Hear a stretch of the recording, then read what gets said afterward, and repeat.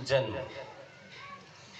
किस मनुष्य का किस घर में, किस परिवार में, किस कुल में, किस गांव में, कैसे वातावरण में और किस समय में जन्म होगा, ये भगवान ने निर्धारित करके भेजा है।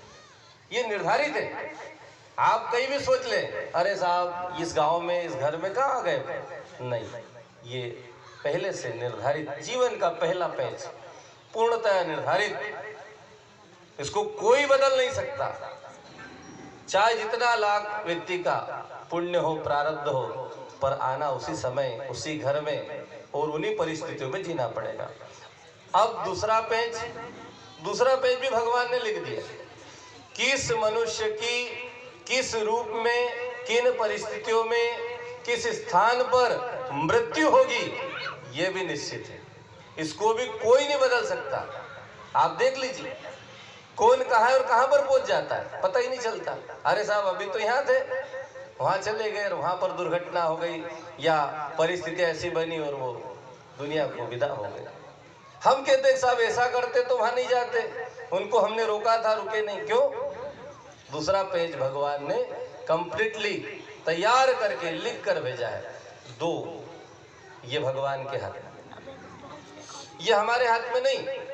पर जो तीसरा महत्वपूर्ण पेज है, जिसको संभावना को कहा कि बीच का जो पेज है, जन्म से मृत्यु के बीच, उसमें हम क्या कर सकते हैं, हमारा जीवन कैसा बन सकता है और हम कैसे जी सकते हैं, ये हमारे हाथ में। क्योंकि हमारे गुरुजी ने कहा, मनुष्य अपने भाग्य का निर्माता आप है, कोई नहीं है, वो स्वयं है। वो जैसा बनना चाहे, जिस रूप में बनना चाहे, वो उसके ही पास है। और अनंत संभावना है। नर से नारायण बनने का, मानव से महामानव बनने का पूरा पूरा उसके पास स्वर्णिम अवसर है। और हमारे गरुड़ पुराण में भी कहा, 84 लाख योनियों में भटकते भटकते मानव तन में आया। रामायण भी कहती है, सुर दुर्लभ मानव तन पावा।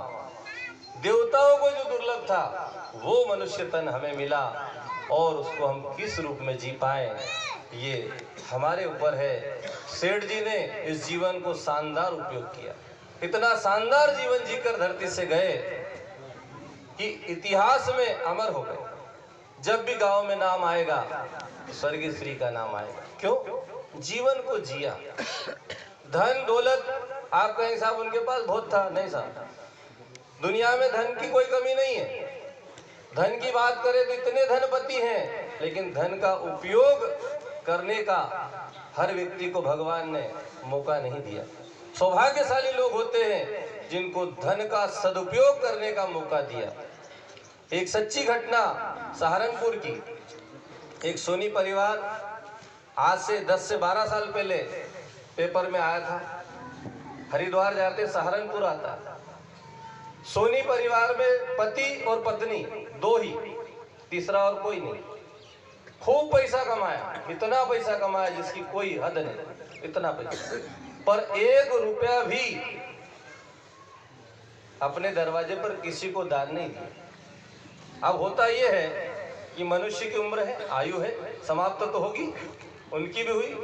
पत्नी चल बसी, पत्नी गई तो पति अकेला पड़ गया, कोई आगे मिले न पीछे, कोई रिश्तेदार नहीं, कोई परिवार नहीं। धीरे धीरे वो भी चल बसे। अब जो कमाया था कोई खाने वाला नहीं। मकान बंद रहा, बरसों तक बंद रहा। धीरे धीरे मकान खंडर होता चला गया, और खंडर होते होते स्थिति ये आ गई, एक दिन उस खंडर में आग लगती है और उस वहाँ की व्यवस्था तंत्र आती है आग बुझाने के लिए।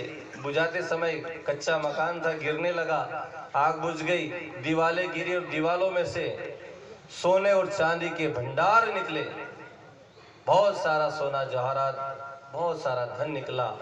सारा धन वहाँ के प्रशासन ने गवर्नमेंट के उसमें खाते में जमा कर दिया। आप बताइए साहब, यदि वो चाहते तो ऐसा शानदार कोई विद्यालय बना के जाते जिससे वो अजर और अमर हो सकते थे। शानदार अस्पताल बना जाते ताकि कई लोग उसमें इलाज कराते और ठीक हो जाते। तो ऐसे ही चले गए, पैसा न दिया न उपयोग किया।